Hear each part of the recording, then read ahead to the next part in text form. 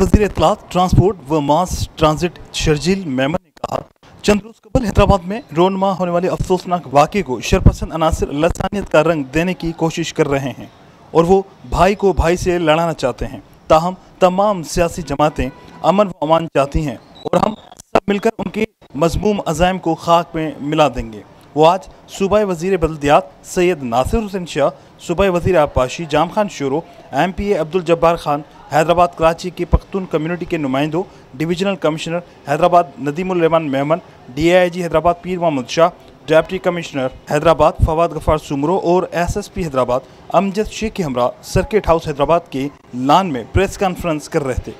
शर्जील मेमन ने कहा कि कुछ रोज़ कबल होने वाला वाक़या एक ज़ाती अमल था जिसे लसानियत और फसादात ज़ाहिर करने की कोशिश की गई। उन्होंने कहा कि हैदराबाद के वाक़े में पुलिस ने फौरी तौर पर 2 मुलज़मान को गिरफ़्तार किया है, जबकि 4 मफरूर मुलज़मान को भी जल्द गिरफ़्तार कर लिया जाएगा। जबकि वाक़े के दूसरे रोज़ जबरी दुकानें बंद कराने पर 28 अफराद को गिरफ़्तार किया गया है और सोहराब गोट में जलाओ घेराव और इंतशार फैलाने वाले 48 अफराद को गिरफ़्तार किया गया है। उन्होंने कहा कि हुकूमत सिंध की जानिब से पुलिस और रेंजर्स को वाज़ेह हिदायत दी गई हैं कि वो अमन व अमान ख़राब करने वाले अनासर से सख्ती से निपटें, जबकि सोशल मीडिया पर नफरतें और गलत खबरें फैलाने वालों के खिलाफ भी IG सिंध ने FIA को ख़त तहरीर किया है।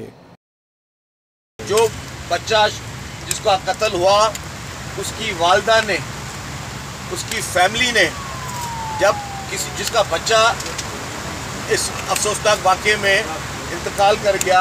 या उसको मारा गया, अगर उसकी फैमिली कहती है कि ये लिसानी फसाद नहीं था, ये लिसानी रंग नहीं था, लिसानी दुश्मनी नहीं थी, ये एक वहाँ पे मौके पे झगड़ा हुआ है, उसके नतीजे में सारी चीज़ें हुई हैं, तो आप और मैं या उसके बाद फिर जो वाक़यात हुए सेकेंड डे जो यहाँ पे जबरी दुकानें बंद कराई गई, उसमें भी हम बता चुके हैं कि जी उसमें कोई 28 लोग जो है वो अरेस्ट किए गए और उसके बाद फिर एक और कातिल को गिरफ्तार किया और उसके बाद 4 लोग जो एब्सकॉन्डर जिसको पुलिस कोशिश कर रही है कि उनको